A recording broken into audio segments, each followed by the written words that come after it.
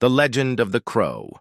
They say when a soul dies in great sorrow, when justice is denied and suffering goes unanswered, a crow appears. It is not a savior. It is not a god. It is a harbinger, an omen that death does not always mean the end. Once, long ago, the world was simple. The dead remained dead, their fates sealed by time. But grief is powerful, and pain does not rest. One soul, betrayed and broken, called out from the abyss, and something answered. The first crow. A force of vengeance. A spirit older than time itself. It does not choose the worthy. It does not reward the innocent. It finds those who have been taken too soon, those whose final moments were filled with suffering, and it gives them back their strength. Not to live, to avenge. The ones it selects rise again, their bodies restored but bound to their purpose. They do not eat, they do not sleep, they do not truly live. Their wounds heal, their pain dulls, but the fire inside them never fades, not until their task is complete. They are the crows chosen, and when their revenge is met, the spirit takes them away, carrying them into the next world.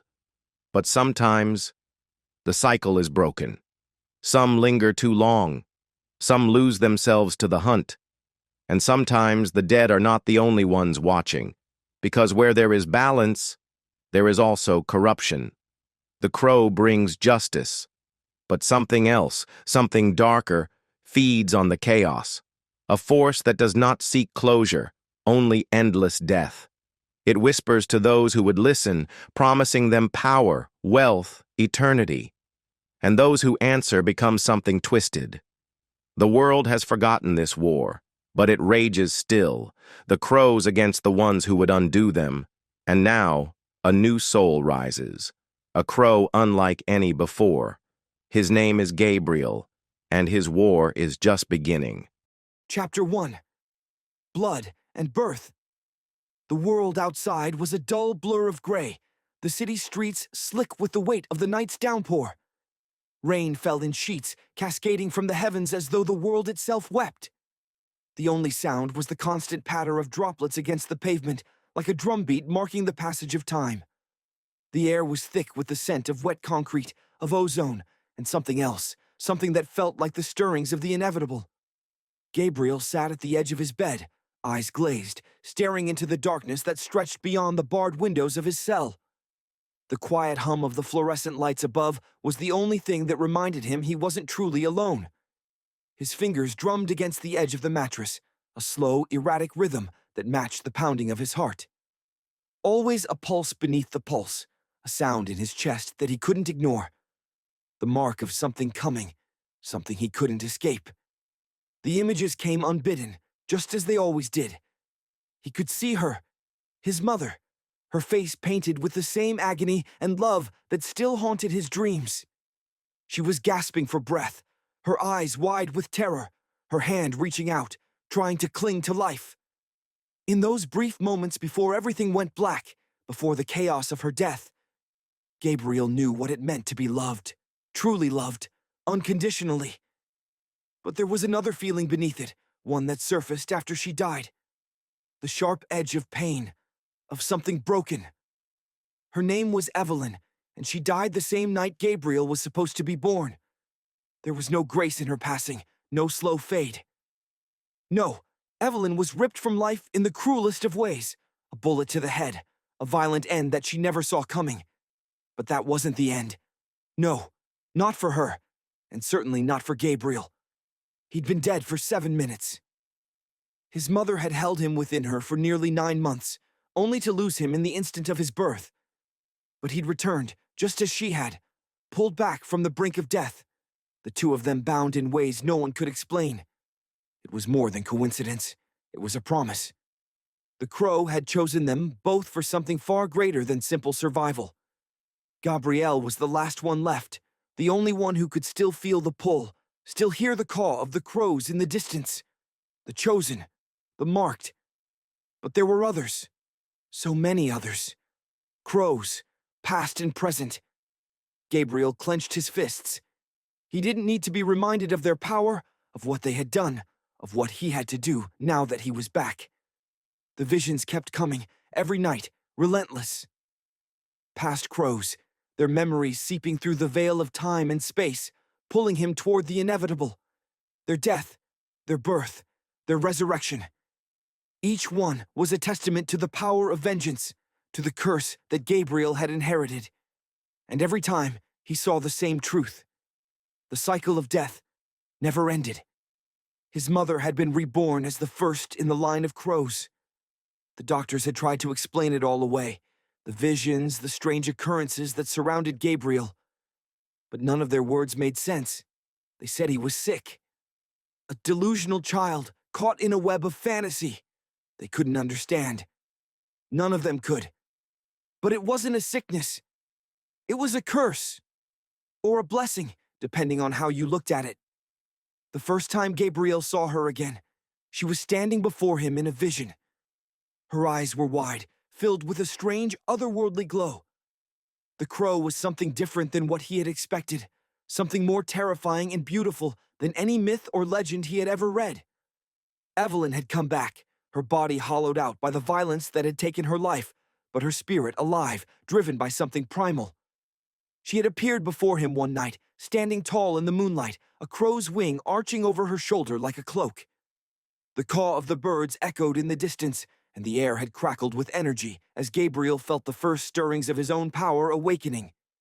He was like her, born of death and life, both at once. But now she was gone. Gabriel shuddered, trying to push the thoughts from his mind, but they lingered, like the faintest trace of smoke that refused to be smothered. He couldn't escape it. The crow was always there, in his blood, in his veins, waiting to be unleashed. And now, he was the only one who could carry on what had been started. The door to his room opened with a soft creak, and Gabriel's eyes snapped to the sound. He hadn't heard footsteps, didn't need to. It was always the same nurse, always the same time. Dr. Spencer, her sharp features, her disapproving stare.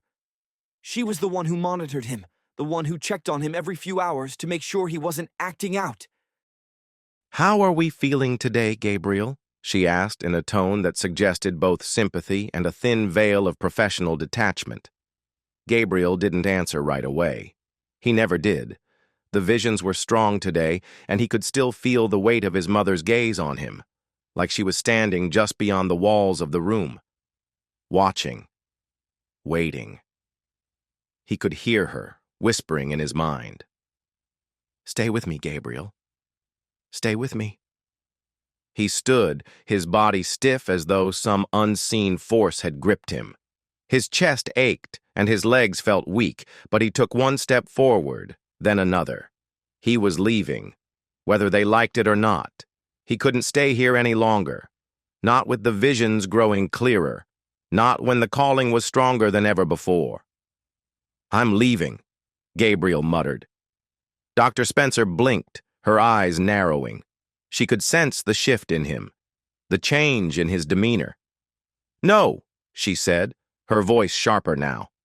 "Gabriel, you need help. You're not well. We can work through this." Gabriel didn't respond. He didn't need to. He could see it now, just beyond the door. A man, the same one he had seen in his visions, the killer, the one who had been responsible for his mother's death. He could hear him, feel him, in the space between reality and dreams. Gabriel turned away from Dr. Spencer, moving towards the emergency exit. His hand brushed against the door handle, the cold metal grounding him as he felt the weight of his decision settle in. The escape.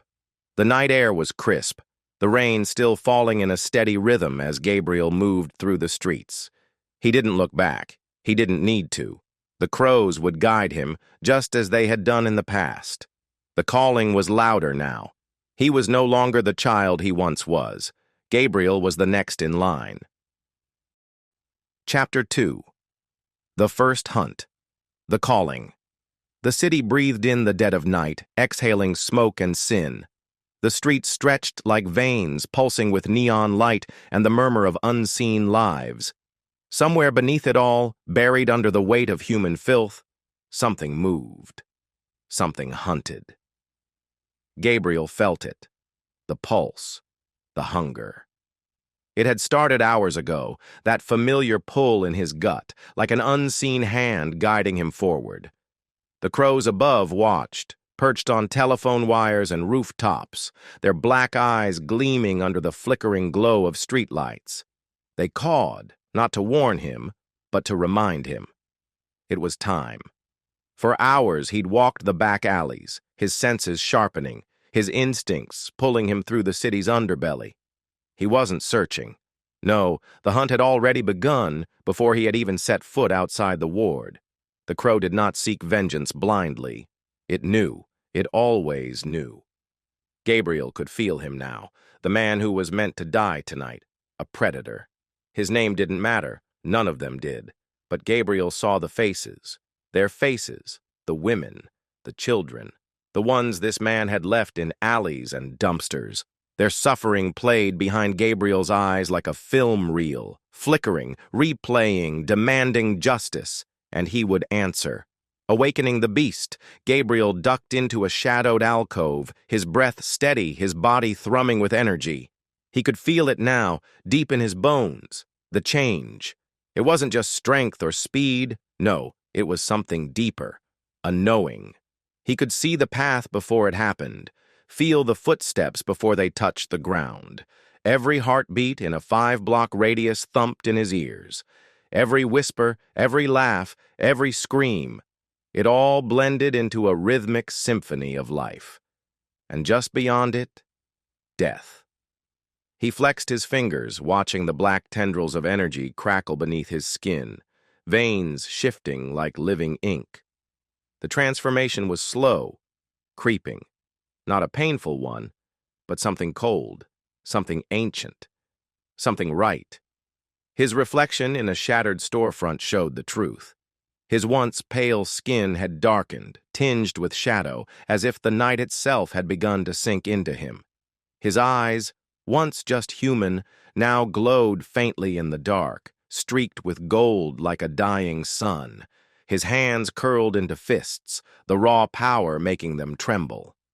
The first time he had seen his mother after her resurrection, she had looked like this. More than human, less than mortal. Now it was his turn. The first kill.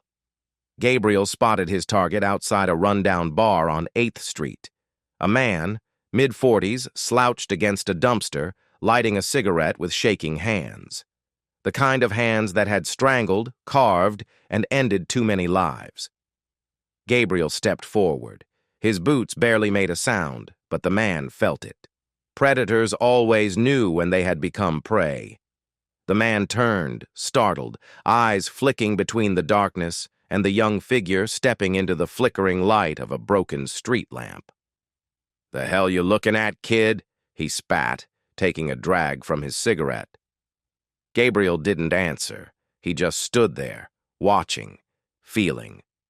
The man tensed. "You lost or something?" Gabriel could hear his pulse now, fast, erratic. He could smell the fear, the sweat, the guilt. The man knew. Maybe not who Gabriel was, but he knew what he had done. And that was enough. The air between them shifted. The city held its breath. Gabriel moved. Faster than thought, faster than reflex. One moment he stood feet away, the next he was there. Face to face, his fingers wrapped around the man's throat. The cigarette hit the pavement. Ash smudged against leather boots. The man choked, gasped, his hands clawing at Gabriel's wrist. What? Gabriel stared into his eyes, and then, without a word, he let it happen. The visions. They came rushing in, flooding his mind. Not just memories, judgment. Every moment of cruelty, every last breath stolen, every scream silenced by this man's hands. Gabriel didn't see him anymore. He saw them, the women, the children, the ones whose names had been forgotten. Buried in cold earth or left in unmarked graves, their pain roared in his ears, their fear, their deaths. Gabriel's grip tightened. The man gasped, thrashing, his pupils dilating. His mouth opened in a silent scream as the visions came for him now, his victims, staring back, their hollow eyes accusing, damning. His knees buckled. He hit the pavement. Gabriel didn't stop. He twisted. A sickening crack echoed into the night. The man's body fell limp. Gabriel stepped back, his breath slow, measured.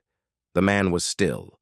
The city exhaled, and the crows sang, the vulture's shadow. Gabriel should have felt something, anything. Instead, he felt the weight of silence. The body lay crumpled at his feet, and yet something was wrong. A sound. A whisper in the dark. Gabriel turned, his senses prickling. Across the alley, just beyond the reach of the flickering streetlight, stood a man in black. Still. Watching. Gabriel knew immediately. He wasn't alone. The figure stepped forward, slow and deliberate, a dark suit, crisp, a silver ring glinting in the moonlight, a vulture's talon. The man smiled, not afraid, not surprised, amused. "We've been watching you," he said, his voice like velvet and smoke. "You have potential." Gabriel's jaw clenched, his fists curled. The man took another step closer. "You think you're the only one who understands death, boy?" His smile widened. "You're just a piece of something greater, something older than you know." Gabriel felt it then. The shift in the air, a movement in the shadows. Not crows, vultures. They had been watching, and now they were waiting. Chapter 3. The Flock. The Weight of Death. The body was cooling at Gabriel's feet, his breath steady despite the fading rush of the kill. The city remained still, almost like it was waiting to see what he would do next. He should have felt something. Guilt, satisfaction, closure. Instead, there was only silence. His fingers still tingled from the power that had surged through him, his heartbeat slower than it should have been. The rush of the hunt was beginning to wane, leaving behind something heavier. Not regret, not doubt, just awareness. He wasn't alone. Not anymore. The man in the black suit still stood at the edge of the alley, watching. The silver ring on his hand, a talon curled into itself, glinted under the flickering street lamp. A vulture. Gabriel's instincts screamed at him to move, to strike, to erase this shadow before it could spread. But the man didn't run, didn't flinch. He just smiled. "You feel it now, don't you?" The voice was smooth, practiced. The hunger, the pull. Gabriel stayed silent. The man tilted his head. "You're different from the others. Most struggle at first. They second-guess. They bargain with themselves."